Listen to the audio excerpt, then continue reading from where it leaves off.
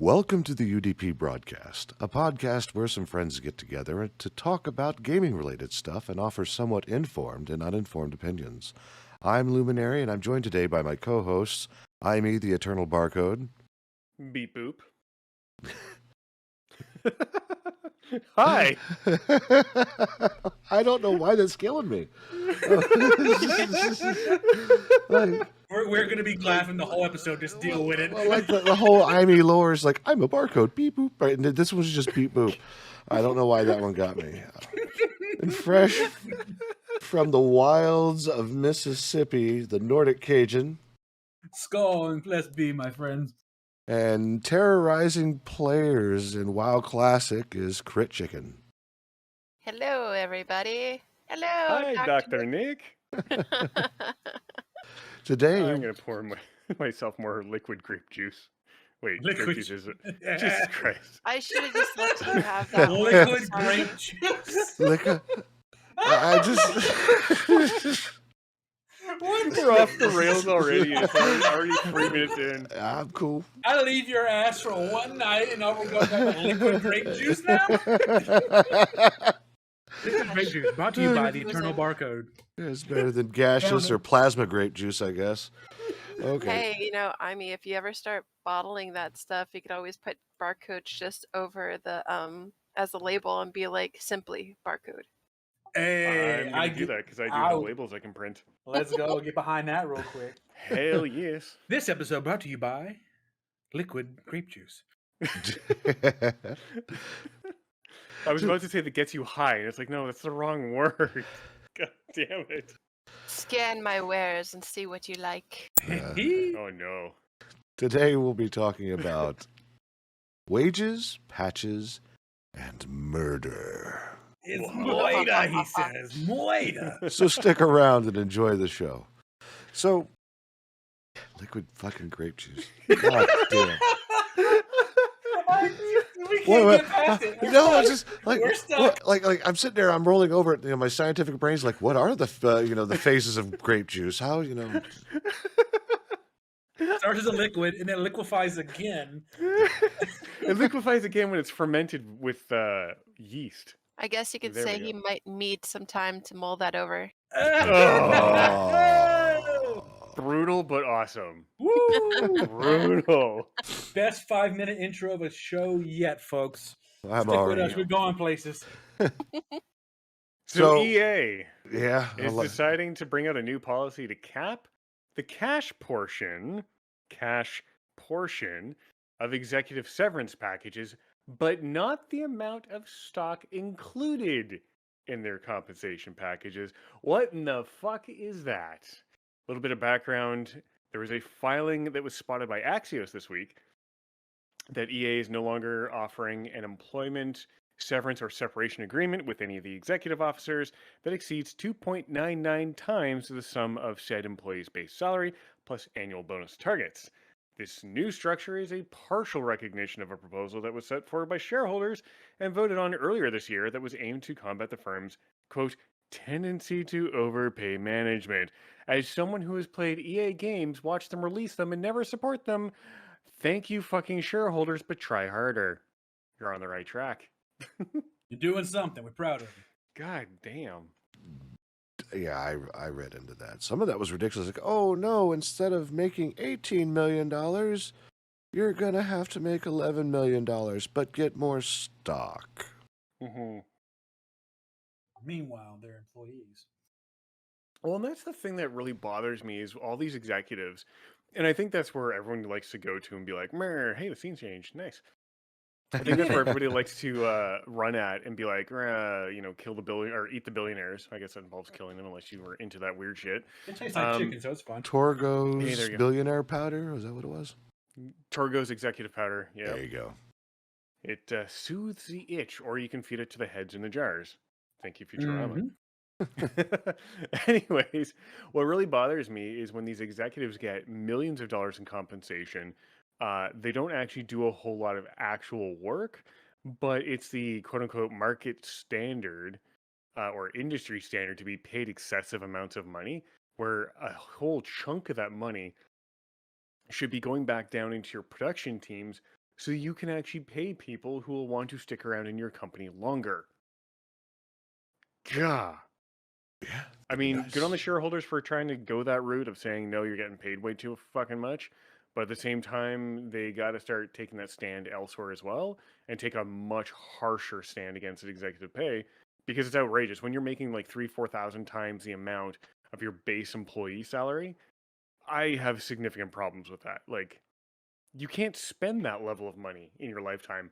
Why do you need that much money? Fuck you. I'm looking at you, Jeff Bezos. I mean, I think I've said it on here before, but I'll say it again. Common sense is a superpower when it comes to this kind of stuff, especially in business these days. Like all these companies are complaining that they're letting all these people go, they're firing people left and right, and then complain that their business is sucking because nobody wants to do the work.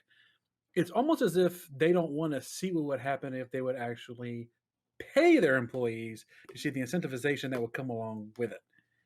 Yeah. It's why we have this whole. I think we touched on it a couple of weeks ago. This whole quiet quitting thing is going on right now.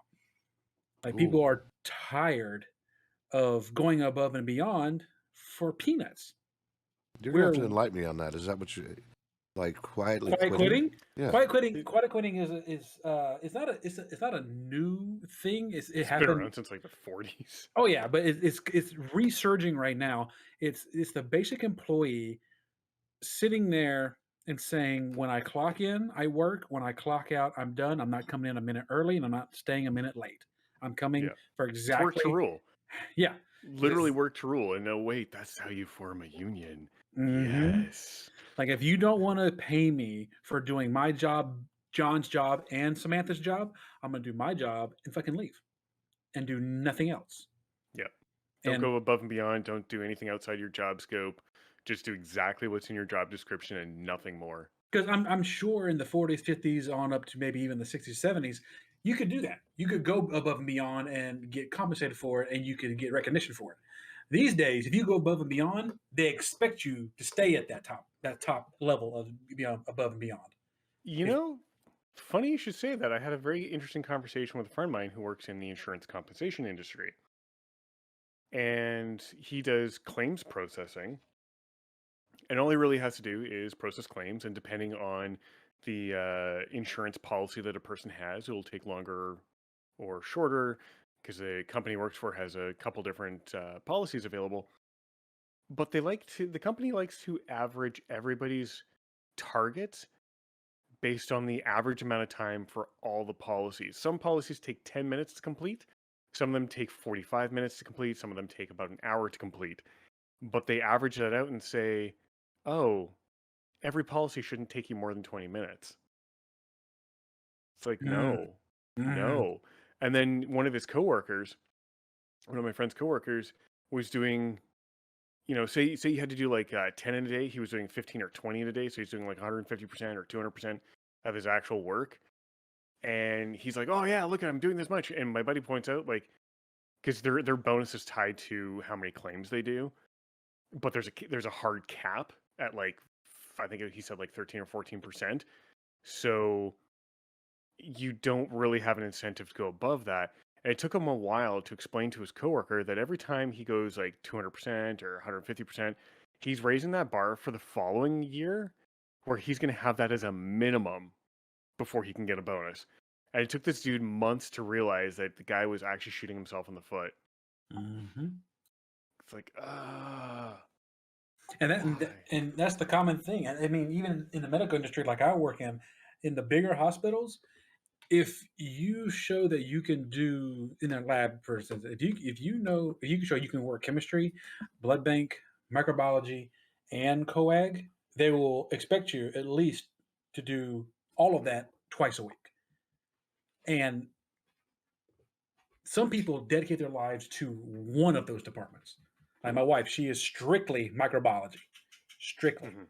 But if you show that you could do microbiology and blood bank, oh, they will make sure you're on the roster to do microbiology and blood bank, sometimes in the same day. First half of your day, micro, second half of the day, blood bank.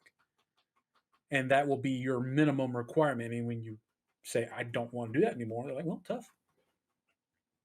You're here. Yeah. Get to work. To me, it just tells me all these people who try and do like 4 or 5 different things outside of their job scope to really just show off, have never worked in the IT industry. I can't speak to the programming side of the house or the database management side of the house. That's Lumi's field. But as far as the first, second, and third line support, that's what I do. I can tell you, we work to the very bare minimum because we have all at some point in our careers been put in that situation where you do one thing outside of your job scope that becomes now the ad hoc standard, which quickly becomes the de facto standard of you will look after this. And then you have your scope creep, or as you know, my military training taught me, your mission creep, that it now expands and expands and expands till you're doing so many other tertiary things when your primary role is getting neglected, your primary function is getting neglected. Those of us who've been in the IT support side of the industry for long enough know you don't take on any extra things outside of your written, job description, and you avoid any extra work as much as humanly possible, because at some point in time, that extra work that you're doing just for a favor will become your permanent job title. It goes beyond that too. I've always preached, and I've been in a advisor role for about 4 to 5 years now.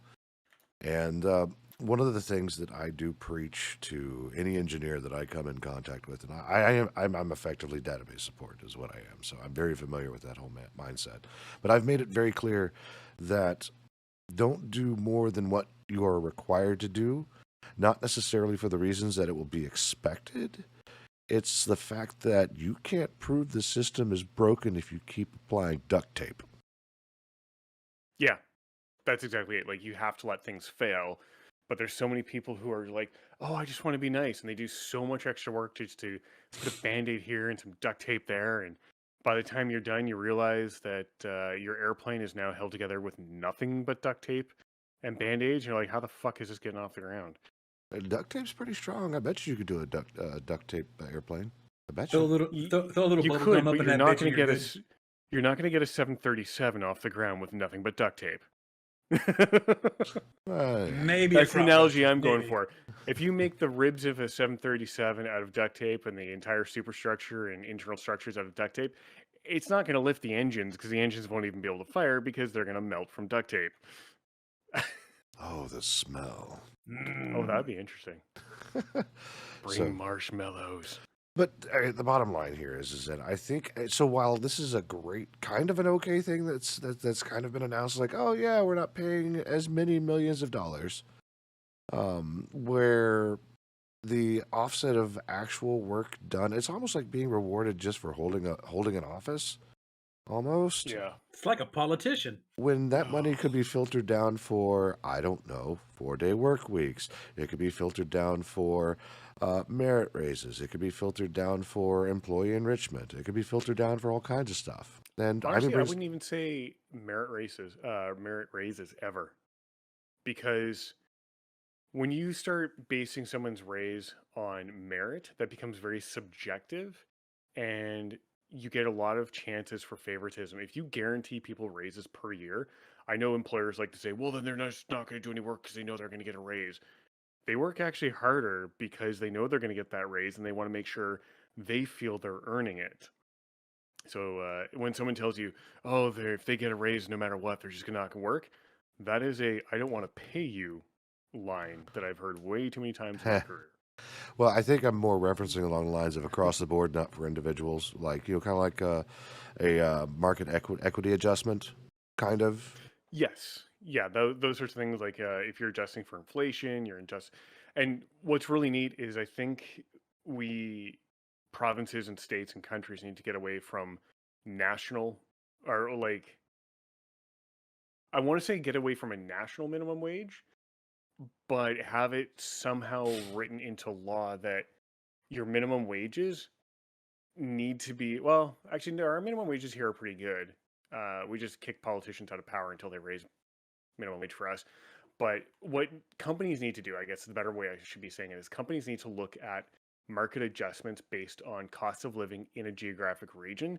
So like, if you live in the Vancouver, Washington, or Vancouver, BC area, or the Toronto, Greater Toronto area, or even in the national capital region of Ottawa, Gatineau, and Canada in in Ontario, you need to be getting paid more money for your minimum wage than, say, someone out in the middle of rural nowhere, because your cost of living is going to be a lot higher in those areas versus somewhere else. So companies really need to get on top of that, start paying people appropriately for their living conditions. Yeah, and I agree. And on that note, segueing into the second half of this wage conversation, UK studio Chucklefish boosts wages to help offset costs of living. Yay. Chucklefish. I love that name. Oh, yeah. Oh, there's my dog. Special guest Work appearance. Hey, Rover. Why don't you Yeah, come on over? He's stuck So to in me all case you the don't know time. who Chucklefish is, they're the makers of Starbound. And something I only found out recently, their company is made up of 60% women, which is goddamn awesome because I want to see more women in this industry. Mm-hmm. People clap. Yee. Yeah, And go ahead, sorry. Cut you off. That's my dog cut me off. You cut me off. That's fine. I don't care. Why No. you have to cut But- me off? I get- No. But yeah, it is. You know what? Take it from here. I can't get my words out. English hard, words difficult. Ugh. So Chucklefish is increasing their wages by £4,000 or $4,500 US to help employees with their ongoing cost of living issues, especially in the UK where things are going through the roof. And the communications manager, Alexis Trust, broke the news on her Twitter page in a post saying that the wage bump is company-wide, and it follows a 10% wage hike they had earlier in April of this year. So that is also super fantastically awesome. It's as if they somewhat care about their employees. Go figure. Yeah. No, that's awesome. Like, I'm super thrilled. Like, more of this, please. They have a great name and a great ethic. I'm already on board.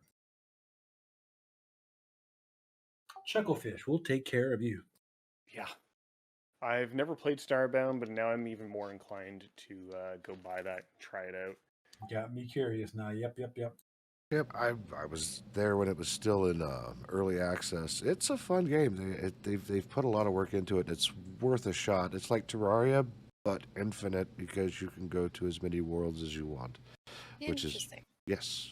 So if you're into Kind of like the Exodar, Yes. except for crashing into a planet. oh yeah, you get your own spaceship. It floats up in space. That's where you respawn when you die. It's a great game. Yeah, the difference being is in the Exodar, you crash your ship.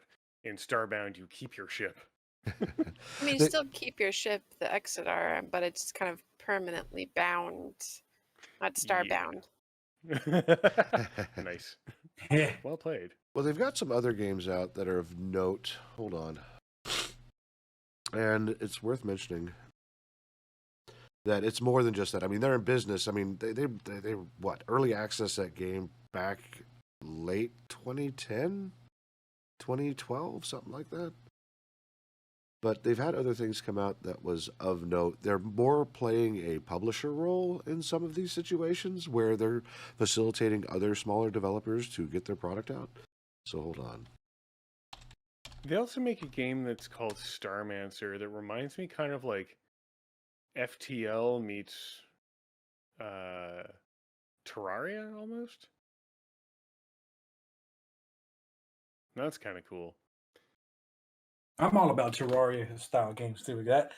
That game took up way too much of my days when it first came out. Lumi can attest to that. We spent some time on that damn game fighting the Eye of Cthulhu and diving dungeons. Oh yeah, with all, the whole Idris crew, that was a lot of fun. Mm-hmm. Let's see here. I'm looking at their Steam page now. There's Wild Frost, Locomotive, Eastward, War Groove. Not to be confused with Westward. It's- Or Squidward. Eastward, the sequel to Westward. Mhm. Inmost. Westworld? So a time spinner. There's a whole bunch of stuff here that's worth looking at. And for a developer that is made up of like you said, 60% women driven, it's worth a look. Support the efforts. They're treating their people well. 4-day work weeks. They're the ideal company at this point. Oh, fuck yeah. I'm looking at just even a contracting position. Doesn't say the salary, but you have to be able to match their in-house hours of between 9 and 5 or 10 and 6. That's for a contractor. Can you be able to work for us during regular office hours and not burn yourself out overnight type shit? That is goddamn amazing. I will. The permanent. Let me Sorry? contact my agent. Yes, I can. Yes. Well, you look at the benefits for the full-time permanent pixel artist. The benefits are 4-day work week, Monday to Thursday, flexible hours between 9 to 5 or 10 to 6, with a 1 hour lunch, no crunch policy and culture, private health care, profit sharing scheme, and annual bonuses, and a bunch more. Like, that alone, if I was in this industry in the programming side and the gaming side, I would absolutely be looking at it just for these benefits alone. Because I'm so goddamn old, I think of my benefits before I think of pay. Like, give me a goddamn pension. Because I love my pension. I don't know. It seems like lately pension's been a 4-letter word. You have to do it yourself. Yeah, I looked into it. Your 401k is exactly the same as an RRSP for Canadians, which means it's all self-driven versus an actual pension will usually come in one of 2 or 3 ways of either defined contribution where you put in X amount and your employer puts X amount into your retirement savings, or you have a guaranteed benefit, which is like very rare, and those ones are like you're guaranteed X amount of money per year based on a criteria over your career. The difference being is that with a defined benefit, if there's a loss in the pension plan, your employer's on the hook for that difference. If there's a gain in the pension plan, well, you don't get to see it, but you don't lose it. It's something that JPEG. Yeah, like you're guaranteed. We'll say it's like 5% of your salary over the last 10 years, of your best 10 years or average 10 years, whatever. Like you're guaranteed that money a month, and if the pension fund somehow loses money, you're still guaranteed that money. So your employer has to legally pay it. But if your pension fund makes a ton more money, well, you don't get to touch that, but it does get set aside for those years where you have stock crashes or whatever else, where you see a downturn in the investments, then that extra money sort of covers those losses type thing. Which is good. I mean, it's not a perfect system by far, but it's something. Yeah, no, it's good. I would like to see more companies work towards a pension because that's going to attract people to stay long term. Because 401ks and RSPs are great for short term, but you're still putting all the onus on the employee to manage that. And a lot of employees, especially when they're in their 20s and 30s, who the fuck thinks of a pension at those ages? When you get to like your late 30s, early 40s, and 50s, you're absolutely starting to think about pensions. 60s, you're like, oh fuck, I'm retiring in 5 years. And if you're like me and you're pushing almost 1,000 years old, you're thinking of pensions for the last couple centuries. Bring that pension here, boy. Mm-hmm. Well, I can tell you that you're absolutely right in the fact that nobody thinks about it. You want to know why? Because we are consistently oppressed by the cost of living. Yep. Because it's hard to say, and that's again where pensions come into play, because you'll get those deductions off your paycheck, and then you're not having to worry about investing it yourself. Like in my province, you have your minimum wage, and employers can optionally pay a portion of your 2 weeks paid vacation that you're guaranteed by labor law as part of your salary, or as part of your pay, sorry, because it's not salary. But that works out to like $7 or $8 per paycheck, literally, because that's 2 weeks divided over 50 weeks of pay. It's not a lot per paycheck. So you tell an employee who's getting paid out their vacation pay in their paycheck to go 2 weeks without pay, to go on 2 weeks of unpaid vacation, because you've already got your vacation pay. 2,080 hours, by the way. That's 40 hours a week every week. Yeah. So spread over 2,080 hours is what they're dividing it by. So it makes sense in that respect. But that's the thing, like that's kind of where, if you give someone a 401k, they're likely going to put a whole lot less money into it because they have to think short term. Like you have to think about housing, you have to think about food and bills and shit like that, and make sure you don't, lose your vehicle or something.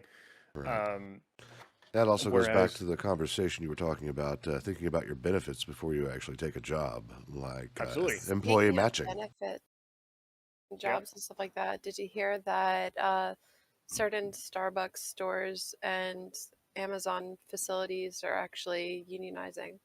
yes, there's Yes, like yes, 20 yes, or yes. so Starbucks and a couple Amazons are now unionized, and that's freaking awesome. But speaking of benefits, my buddy offered me a job where he works, and the first thing I said was, "How does your pension work?" Pension? And he had to go look it up. And it was funny because I thought he would just be able to check on like an internal website and be like, "Oh, this is my pension site. It says it works like this." He had to log in, and when you tell me you have to log in to find your pension information, I'm gonna start guessing that it's a defined contribution. And yeah, sure enough, my friend's pension is defined contribution, which means he'd lost 8% this year because of the over year from the pandemic. And I was like, no, I will not work somewhere with a defined contribution Like, thanks, but no because thanks, bud. exactly, because you have to manage that loss. Like you have to come up with that 8% difference. And when you retire, if you don't have that kind of money to come up with it, you're fucked. Versus defined benefit, yeah, it's more expensive for an employer, but the employees are happier because they don't have to worry about that stuff.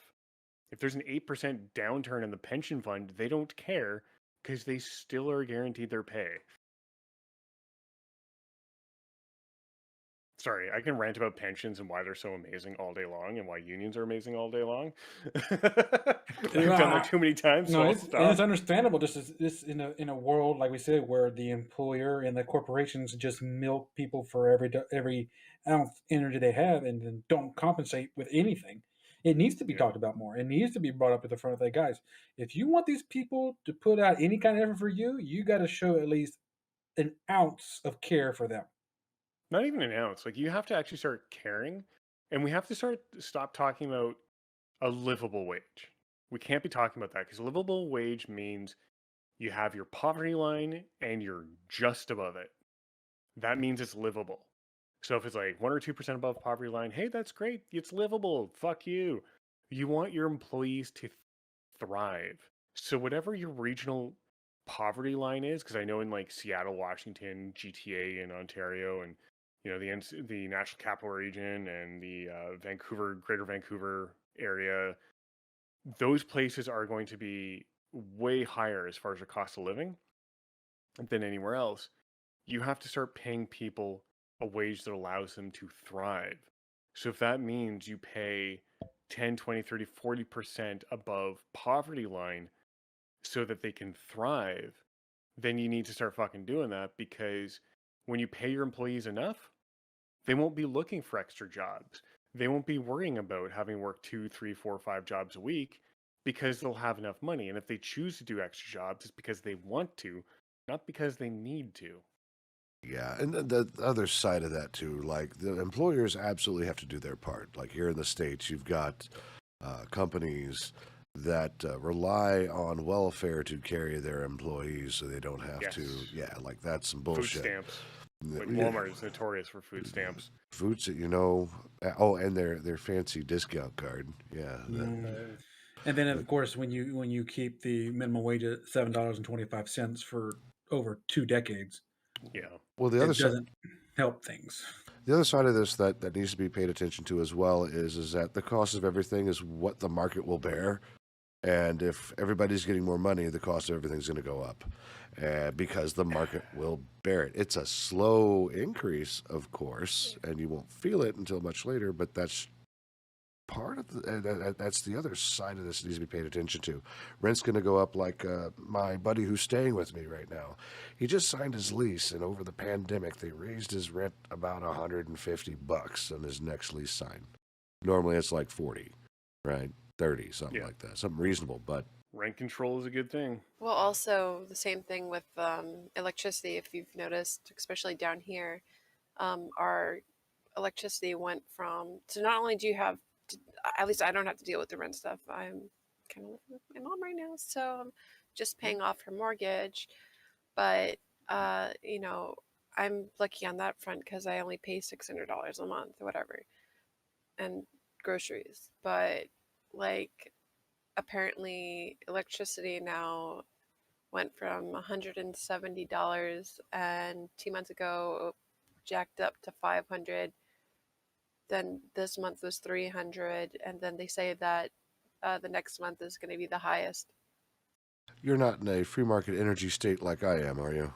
They shut down one of the whatchamacallit. They shut down one of the Power generation stations? yeah. Gross. Because our poor power grid can't handle it. Really? Because I think they said, oh, well, environment stuff, we just shut it down. I'm like, what does it mean for us? I'm sorry, my brain's twisting and writhing in pain for this one. What? I think it was Right? like an environmental issue or whatever. They thought it was affecting the environment too much, and they shut it down. Right. Yeah, but it's also Ron DeSantis, so you can't really you gotta take that with a grain of salt or a truckload. Sodium flow. Yeah. Well, I know. Ugh. Like for right now, I know that since Texas is a free market state, right, the whole idea behind you pay lowest market wages because you have multiple providers. They all come from the same frickin' place, which I don't get, right? Like it all flows through the same lines. It's all a Ponzi scheme. Let me tell you about the fun thing that happened in Ontario. Ooh, let's So hear. for the most part, electricity companies in Canada are provincially owned, except Ontario-ish. Ontario, back a number of years ago, decided it would sell off and privatize its Ontario Hydro, because most of Canada gets its power from hydroelectric dams. So it's not uncommon for a power company to be called something hydro. Okay. Hail Hydro. So, exactly. It's clean, it works, and it's amazing because most of us sell it to you guys. Ha! Keeps my rates nice and fucking low. Anyways, Us Ontario. Americans. Ontario. USD to Canada conversion rates, though. We make an excessive amount of money because we charge in US rates. Details. So Ontario decided to privatize its Ontario Hydro, or Hydro 1, I think it was called at the time. So provincially it was still Hydro 1, but they only owned the generation of power. But the main transmission lines were subcontracted somewhere else or sold off to some other company and subcontracted all over the place. Distribution from substations to homes or like down streets was a different company, and then hook up from the pole to your home was a different company. And people wondered why almost all of Ontario was without power in 2000, I want to say 9, when I was 45 fucking minutes outside of Pearson International Airport in the goddamn air. And they lost all the fucking power across the entire eastern seaboard. I fucking hate privatized power. Because at least when it's provincially run, you don't care about making a profit, so you care about safety and efficiency and reliability. When you care about making a profit, all that other shit can slide. Mm-hmm.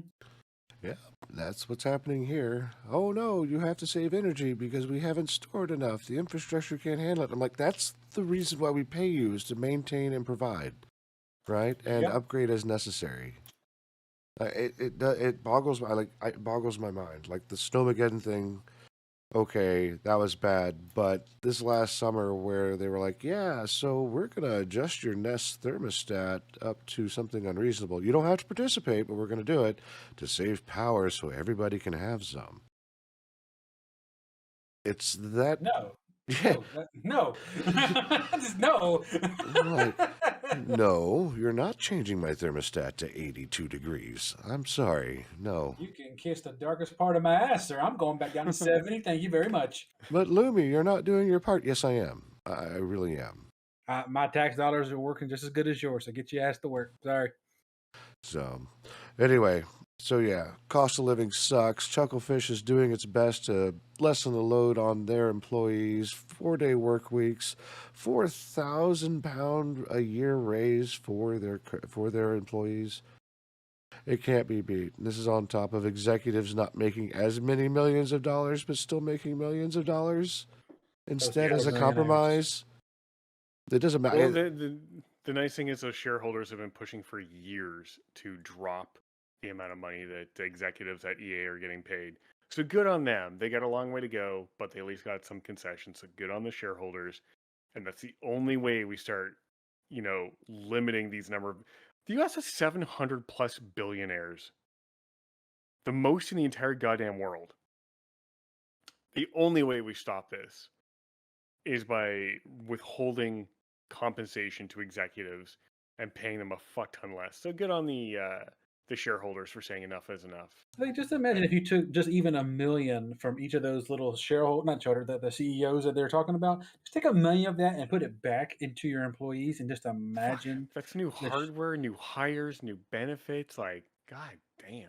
Not But to no, mention, that makes too much sense. I'm sorry. You got to get the guy his extra Rolls Royce. So you got to get him up to speed at the yacht club. Even to let them, or at least have the compassion to help their employees, the ones that are actually going out of their way to spend time away from their family to work for them, to make sure that they still have a roof over their head and they're able to provide for their, families without having to worry with, what's going on even after, going through this pandemic that we're in. Because spoiler alert, without them employees, Mr. CEO, you ain't got a job. oh yeah, the people hold a lot of the power. We Everything just are beaten down to not realize that and hit it, exactly right. It comes down to compassion, and we reward narcissistic, psycho, and megalomaniacs. Mm-hmm. We lavish them with tons of money instead of looking for the most compassionate person to put in that CEO role. Because the compassionate person won't do the quote-unquote hard thing of firing and laying people off. No, because they'll find a better way to do something without having to terminate employments of countless numbers of personnel. Stares at upcoming topic. Like my general manager over at the parts store I work at, he's compassionate, and he's been going through his own stuff lately or whatever at home with his family. But like I told him even before I got hired, I'm like, the only thing that I'm probably going to be limited to is a couple of days a week or whatever, but it has to be on a set schedule because I have another job. And for the past 5-6 months or whatever, it's been consistent. I was able to balance both of my jobs or whatever because he's like, we'll make it work. I'm like, cool, thanks. It might not pay a lot, but it still kind of pads my paychecks at every biweekly. So that's compassionate. I mean, it's part-time with them, so it's not like I get like vacation time through them or whatever, but I do get vacation time at my other job. So yeah, I mean, I counterbalance it, but having this, or at least him giving me the opportunity to be able to work in general to balance out, having these set days is making it, me able to survive. We got to get her a job over at Chucklefish. Yes. There we go. Well, speaking of developers, CDPRed leaves last-gen consoles behind with Cyberpunk 2077. So, let me read this blurb here. CDPRed has announced that it will soon be ending PlayStation 4, Xbox One support for Cyberpunk 2077. The game's newly released 1.6 update will be the final one for old console generations as CDPRed shifts focus on the game's future DLC and its current PC, PlayStation 5, and Xbox Series X and S versions.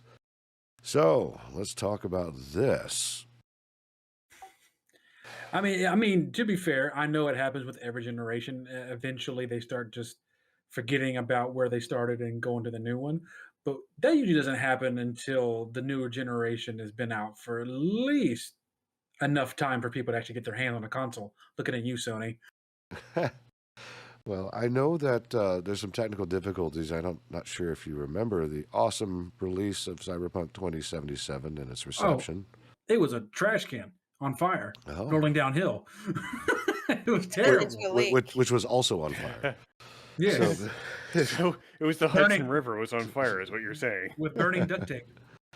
God, Mm, I can imagine the smell for that, and now it's stuck in my mouth. yummy. So, yeah. So I can totally understand because they want to focus more on the next generation consoles, mostly because they have the most flexibility in what they can do without taking into consideration of the limitations of the older hardware. Like when I bought that game, I played it on an Xbox One X, not the Series X, just Xbox One X. And it was good. My Xbox One X sounded like a jet engine. Oh no, like it did meet a heat threshold and it shut down. And that was like before the Series X and S were released, so that was like the upgraded one, the 4K one, just like Sony released for their Pro versions, right? So the idea that you have to take into account those consoles is a problem because they want to do awesome things, and I totally get that. Yeah, but then at the same time, for people who can't get their hands on the actual system because they're nowhere to be found, it kind of leaves a majority of your player base in the dust. Even if you do happen to release it on a lesser system with a very downgraded version of the game. Like case in point, Five Nights at Freddy's Security Breach, that dumpster fire. It looked amazing on PC. Like everything was sharp, it was crisp. It had its glitches because they rushed it. That's another story for another time. But I didn't want to play it on my computer. Little man wanted to play it, so we got it for the PlayStation 4. That thing is a pixelated mess on the PlayStation 4. Like everything that you would have thought would have been clear is absolutely looking like it's from PlayStation 2 era. It was terrible. And I know 2000 we're in 2022 and technology changes daily, but somebody's got to be able to sit there and know, yeah, this system is not going to be able to handle the highest. We get that, but we can still export it to a point where it's playable. Listen, just set down the Five Nights at Freddy stuff. Go back. Here's looking at you, Sony, to Spyro, and get that trilogy for the kid. And be like, this is what I grew up on. Enjoy, kiddo. Well, my man for he has three obsessions in his life. He loves Fortnite, he loves Dragon Ball Z, and he loves scary games. he loves Five Nights at Freddy's. So it's gonna be a hard sell to do a cute little dragon, but I give it a shot. I love Spyro. That's just me. Well, what makes this interesting, I don't know how they're going to work this in because I believe that they sold a version. See here. Um, Hold on. Those who bought this here. So in this article from Game Developer, it says those who bought a special Xbox One X console prior to the game's release were promised the first expansion upon release. It's unclear how those buyers will be affected by them leaving the last generation behind. And that's concerning, right? There was an edition of that particular Xbox, the one that I had, right, that was Cyberpunk branded and promised the first expansion for it. So what are they going to do? How are they going to make that work? They won't. That's the unfortunate thing. If they've already admitted that they're not even going to attempt to try something with the older generation, then it's just not going to happen. They're just going to leave all the old gens in the dust because they're focusing on the new shiny, pretty, bright things. Right. Well, it could also be like, I'm not sure if you're familiar with this, but you can only play Fortnite on Samsung phones because you can only get it from the Samsung marketplace.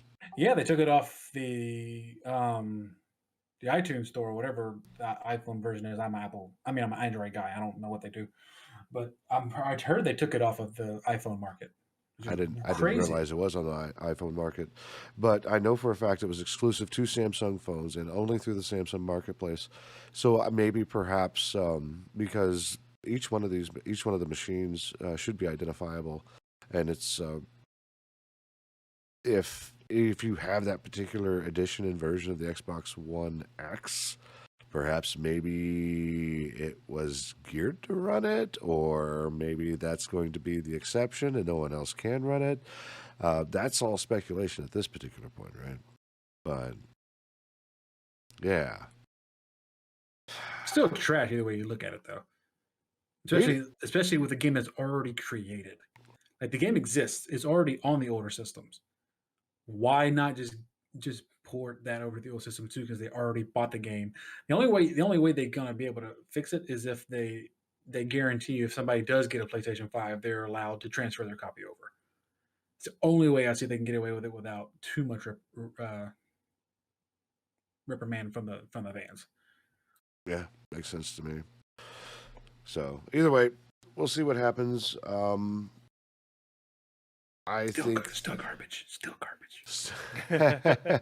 I'll be honest with you, I love the game. It was probably one of my favorite experiences. Of course, I didn't run into all the problems everyone else did. I think I had one mission stick, but it was because I was being a side quest whore. Side quest. The main quest? Fuck that. Side quest. Oh yeah. Gotta fix Jesse's dick. Jeez. Oh yeah. I forgot he was in that. Oh. Yeah. Watching his playthrough when he comes up to himself was just fucking hilarious. He's like, we're gonna ignore that for a little moment. He just drives right past him. You don't hear anything. Apparently, he had to take that do these screams like a dozen or so times because he didn't have just enough pain in the screams of agony. Well, it's like how do you depict that without it actually happening? Like you don't know the level of pain that poor dude was going through. Dude, you got a bio-enhanced, cybernetic enhancement installed in your penis, and it starts short-circuiting because you went to some back alley clinic. What the fuck do you expect? That's why you don't fly for your plastic surgery. But at least he wasn't murdered, right? Moida. Yeah, that's true. Yeah. Unlike the rest of us, we're all fucked. Indeed, especially if it comes to the voice of GlaDOS. Says she dreams about murdering people. So, if you don't know, I normally pick a lot of these things based on headlines, and that was the most interesting. And GlaDOS is a staple for any gamer who's been alive longer than 20 years, I think. And even still, play Portal 1 or Portal 2. Oh yeah, Portal 1, Portal 2. Ellen McLean is the woman who does GlaDOS' voice. We will have so much fun. She's insane, and I love it. Mm-hmm. Indeed. She has some really good quotes in here, as far as that's concerned. I'm going to try to read them off here. An I actor... got two of them reversed, as far as the quotes go, but it's a... I'm reading it straight from the article. Okay. Nobody's going to notice. Yeah, nobody can see our Discord. It's a mess. Yep. No, so Details. I do need to get some housekeeping in on that. So she says, an actor, I believe, brings their whole intellect, emotional life, feelings to any project. You bring your whole self to the project. We all have everything in us. I've never been pushed to the point of murder in my life, but I'm not saying that it couldn't happen under certain circumstances. If I had to protect myself or protect someone that I loved. Because I've had dreams. I've had murderous dreams. In my dreams, I've murdered people. I don't have murderous dreams very often, but I have had them where I've murdered someone. And so if you didn't notice, I actually put some extra inflection there just to make her sound like a psychopath, but she's not. That's awesome. Good. Because I've had dreams. Destroy all humans. Well, the thing is, though, she makes a good point because when you even voice actors or actors in movies, when they get into a role, that role just becomes their obsession to where they become the character. to the point where it does affect their real life psyche. I mean, look what happened with Heath Ledger. He really got into the role of the Joker to the point where it actually sent him off the deep end. So it's not outside the realm of possibility that you're voiceovering this psychomaniac murderous robot. That sure, I'm gonna dream about me looking at somebody and yeah, I'm awesome. It comes with the territory. Like when you dedicate yourself so much to becoming something else, it can leak over to your real psyche. It's not uncommon. Like who was the first Joker? It was not Heath Ledger, the one before him. That was the big one. Help. Somebody help. Can't think of his name. The Well, Jack Nicholson did the him, first one. yes. That's the one. Jack Nicholson. Even Jack Nicholson said that the role of the Joker is cursed just because of how much it fucked him up as an actor. Well, And imagine what happened to Joaquin Phoenix. Oh my gosh. Oof. Yeah. So I can see that. I can see her having murderous intent without actually thinking about wanting to have murderous intent. It just you are GLaDOS, so it's gonna happen. Yeah.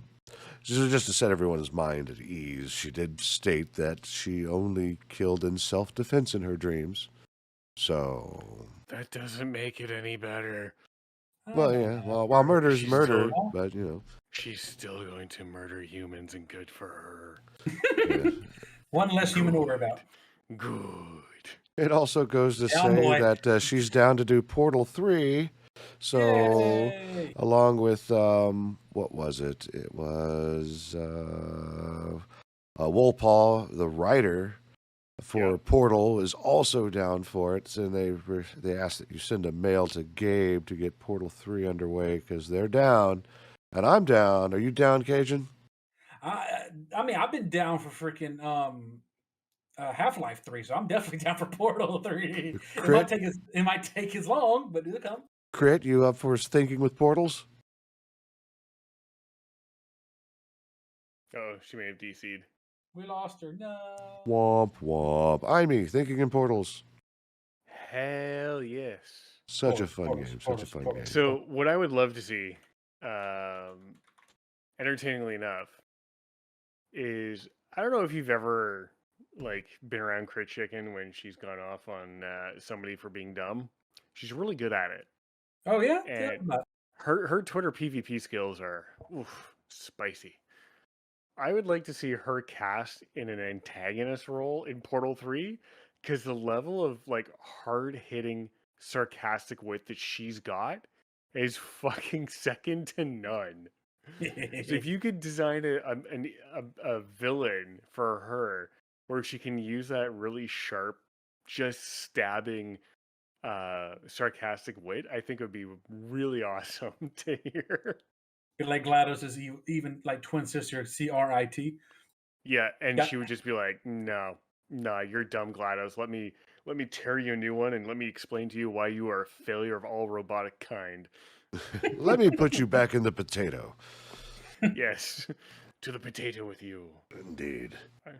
So, A factory reset will not save you now.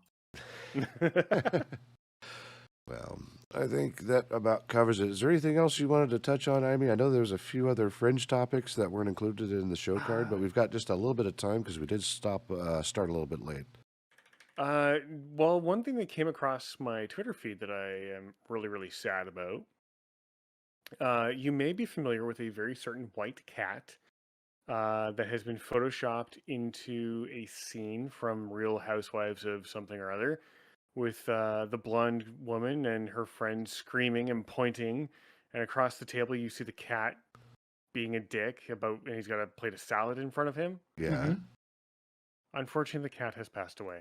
No. The owners of Thurston Waffles was the cat's name. He passed away over on the 7th of September, so 3 days ago as of the recording of this date. Unfortunately, he passed away, and it was a sudden thing, and he was well over 15, so... Oh, he lived the He good was a- cat life. Have He to did- pay he respects on did. that one. Absolutely, he was a good cat. Even when they were trying to figure out what was wrong with him, they even did a CAT scan. But yeah, no, he passed suddenly, which is unfortunate. You know, I love those memes of him. He's the cat that actually does that leg bite gif that you see of the cat just like looking and chomping on that person's leg. That's apparently Thurston as well. So my heart Oh. goes out to Thurston Waffles, king of memes when it comes to Real Housewives and saying "fuck you." Why did you give me salad? Rest in But peace, Kitty. yes, rest in power, kitty. Poor baby. Yes. So that's the only thing that's come across my thing right now. And it's very sad. I do very much you know appreciate that cat for just being a absolute boss when it came to the memes. I will post a link to the thread on Twitter into both chat and in Discord so we can include it in the description for the episode if people want to read the post that was done. But it is very touching and it's very nice. It's very touching, and be aware that there may be onion ninjas after you read all the text. They might be attacking your house. Oh no. He will be Yes, held in high regard right up there with Grumpy Cat. Yes. The two of them can just look down on the rest of humanity and judge us for the idiots we are. Yes, as it should be. Yes. So I think we still have Crit Chicken, who is maybe DC. I'm trying to find out. Looking general memeing. So Meow. Buttons. that's fine. Either way, we're about to wrap up anyway, unless there's anything else you want to pack in here before we go. No, I will mention that she is disliking all the ghouls and the plague zombies in Classic right now. I did come to visit her yesterday a couple times to infect her purposely, and she was like, "No, why, Army? Why?" I enjoyed that time frame in the game when the zombies attacked. That was so much fun. So we're I'm she's your favorite leveling- disease. Yeah, I was working on my engineering, and he freaking comes up behind me, and he's like, "Oh, I have a skull target. Ha! I have a look at the skull target," and I'm I like, put a not skull really target paying. on her so I could find her. So I'm not really paying attention to it so much because I have my engineering screen up, and I'm just like grinding away, making my explosives. And here, this zombie comes up behind me. He has like less than 2 minutes on his timer. He's like, "Hi, sweetie." I'm like, no, I'm just trying to do my professions. What are you doing? And he freaking throws like this plague bomb on the freaking NPCs, my freaking trainer. I'm looking at him like I want to kill him. And I'm just like, why? Top 'Cause 10 it was anime. funny. Top 10 anime betrayals. I was like, honey, no, please kill other people. And he freaking infects me. Oh, Like, man. to be fair, I infected like 3 other people, a bunch of NPCs. I got my ship pushed in, and then I infected Goldshire a Oh, lot. Lord. I ended up dancing. I ended up dancing with a plague zombie who'd have been infected because they hit me once. They weren't looking to kill people; they were just looking to infect. So they slapped me, so I'd be infected, and then I just immediately slash danced as the bear for a druid. So here's the stupid bear dancing, and all of a sudden the plague zombie just stops and just starts like, going left and right, like super fast to make it look like they're dancing as well. So the two of us are just sitting there waiting for my timer to kick over. And it's just a day we just went on a fucking rampage. It was I good was like, times. why do you hate me? I don't hate you. I love you. You No, just just- want to no. infect me and get Wait, in the wait. way of my engineering. Just imagine Yes. imagine what he'd do if he didn't like you. Oh man, more I would diseases. camp you. I would camp her if I didn't like her. If I There didn't you love go. her, I would absolutely camp because I'm I mean, a horrible person. you're probably going to be camping me IRL, so I don't know what you're talking about. Oh. Ooh. I mean, Giggity, giggity, This- giggity, giggity. this is a PG-13 rated stream. I Is it? mean, I didn't say it was rated. We talked about porn hats first episode. I don't really think That's true. The level of fucks given are very low. the I mean, dickhead- it says the dickheads have barcode returned. that's eternally censored. What? That's true. I do have censorship bars all over me. God damn it. Your Well, China's again. friend. Cajun, what do you got coming up? I am actually in full blown book writing mode right now. I have been writing in my book that I mentioned a few episodes ago because my brain loves content creation and I love doing stuff on TikTok and YouTube. But right now, this book is my obsession. I can't just stop.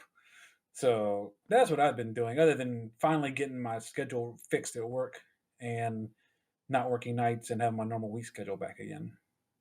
So hopefully Nice. that'll balance my content creation back out again for now. But yeah, that's what I've been doing. And playing Vampire the Masquerade Bloodlines again. That game was Nice. fun as hell. So much fun. Nice. Very nice. So, Crit and Amy, anything else you want to add to your adventures in WoW? Anything else you got coming up? Just the same stuff for me, at least. Just leveling, being an alcoholic, doing the electric boogaloo, hiding from Amy. Um, I mean, I'm cyberbullying Russian embassy accounts. I know. That's all every I day. We all have our hobbies, right? Mhm. Absolutely. But I was listening to a little bit of Limp Bizkit, and I got kind of disappointed. Oh, Um, right. yeah, because I was like, yeah, I'm vibing to old school. I'm listening to Boiler and the chocolate starfish and the hot dog flavor water. Yeah, such a good album. And I'm like, let me catch up to see what Fred Durst is doing in life. And then I see on his Wikipedia page, he's aged. Okay, he looks like kind of like he's turning into Santa Claus, but it's okay. But other than that, he said he got banned from Ukraine because he said that Vladimir Putin was a great guy. Yeah, he gets he gets qualified now as a Vatnik, and Right. I will put him on the cyberbully list. Uh-oh. Well, cyberbullying's illegal. You can't call it cyberbully. Sorry, corrective actions There you to go. correct Aggressive. aggressively Aggressive. correcting Yeah. misinformation. Mm. So I was kind of disappointed in that. I'm like, so do I listen to his music anymore or do I stop? Even though they were a subject of stealing lyrics and stuff like that from potential people too back in the day. You can always just classify them with Carlos Mencia and call it good. There you go. Oh Yeah. no. Good old Carlos. Yep. On my end of the world, I've been trying to make it a goal to try to at least get an hour, hour and a half of streaming in a night. Just to, honestly, what I'm doing is I'm plugging in my monitor headphones and trying not to interrupt myself because there's a delay for the stream monitor. And I can pipe it through a different audio output. So if you've ever tried to listen to yourself and talk at the same time, if you're It's not in hard. milliseconds in sync, it's effectively a voice jammer. You get used to it after a while, honestly. It makes me talk in slow motion and I hate it. Because I listen to the stream, like I have the stream audio running at the same time. So it's like whatever the delay is to use, it's usually about like 8 seconds. And then if I have my monitor running at the same time, like my audio monitor, I hear it right away at the same time. So it's like, Well, do it more often, you'll get used to it. oh yeah, definitely. Like through the DSP in this microphone, it's like instant. I don't feel it, but through XSplit with their monitor, nope, because it's literally like half a second delay, and I'm constantly interrupting myself. So I'm talking in segments as to be considerate to myself. But I've been playing Neo 2, and I'm not sure if you are familiar with Neo 2. Negative. Think Dark Souls, but Eastern, and Oh, Neo. Okay. Now I know what you're talking about. For some reason, my brain didn't click. Yes. oh yeah, I know what Neo is. Yes. yeah. I'm doing all the fists. I'm fisting everything. Everything's getting a fist for you, a fist for me. I cast fist. I cast fists. Yes, that's a I thing never that is plays happening. monk in World of Warcraft. Hoi hoi. no. But you know, a lot of these games, and I wish there was better unarmed mechanics, and I like the idea of unarmed weapons while still remaining unarmed. Brass knuckles. It actually turns you into a better bludgeoner, which is nice. But it's high impact, it's meaty, it's visceral. you punch things apart. Sometimes the events, the canned events for like finishing something off that has been exhausted is absolutely hilarious, especially with fists. It's all the fists. I have this big ass axe in my back, and I've used it twice. Everything gets a fist. Everyone gets a fist. You get a fist. Amy gets a fist. Nordic gets a fist. Everybody gets a fist. So it's this wonderful combination of yokai and humanoid battle. And you've got to rethink your strategy every step of the way because they will kill you. I'm just going to call you Oprah Fist Fury. Yes. Oprah Nice. Fist Fury. Well, I think I know my next WoW character's name. That plays off an idea I'm trying to work on for a D&D character where he's a barbarian who is master of the art of unarmed combat and improvisational weaponry, where his best feats are beating a motherfucker with another motherfucker. And his profession could be a butcher, and you could be like, I both fist things and beat your meat. Yes. What would his name be, Crit? The Tenderizer. Gork the Tenderizer. No. You got to keep it relevant, but still fantasy. Adolf. Oh, No. no. Oh, no. No. It's an actual brand. Adolf's unseasoned meat tenderizer. Really? Yeah, I use it on my steaks. See, usually, like, when I answer the phone, I'm like, thank you for calling Jack's Meat Shack. How may I beat your meat? Yes. Nice. Yes. That would bring in clientele, 100%. But If it was a real place. Mm-hmm. Delicious meats. Anyway, so other than that, I'll be working on this podcast and promoting and trying to better everything and do all the things for the stuff and all the stuff I've said for the last 10 episodes, which, by the way, congratulations, lady and gentlemen and otherwise. We have made it. Barcode? Yes. We made it to the Big 10. Huzzah! Made it to 10. Our episodes are now in the double digits. We are official. We are a stable podcast. I got a mail from Anchor about it. So we're official. We've always been official. Doesn't really matter. We don't need a fancy email from some corporate company feeding off our podcast. Right? But we will take that gold star. Sir. Absolutely. Give me my YouTube button now. Anyway, but yeah, I'll be working on that. I'm going to try to crank out a bunch of shorts from this episode, last episode, and half of the episode before it, and see if I can get everything moving again. I'll have this episode up by midnight tomorrow night. Wait, I got one. Red Rover, I deem the show over. Hey, Ba-da-ba-ba-da-ba.